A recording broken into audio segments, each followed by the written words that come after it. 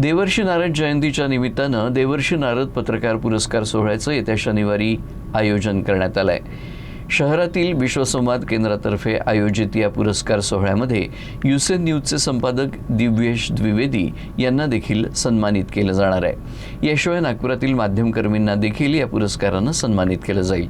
या संदर्भात नागपुरात आयोजित एका पत्रकार परिषदेत माहिती देण्यात आली।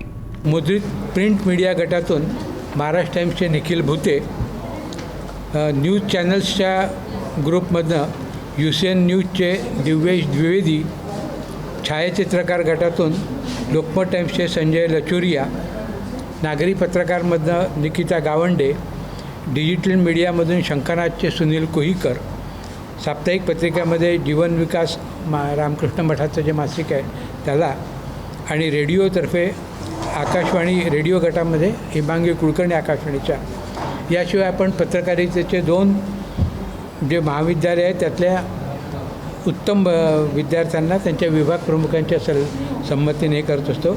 वेद घुलघुले हे राष्ट्रसंत तुकडोजी महाराज नागपूर विद्यापीठाच्या जनसंवाद विभागाचे आहेत, आणि वैष्णवी ठाकरे या धनवटे नॅशनल कॉलेजच्या जनसंवाद विभागाच्या आहेत। यांना आपण देवर्षी नारद पुरस्काराने यावर्षी गौरवणार आहोत।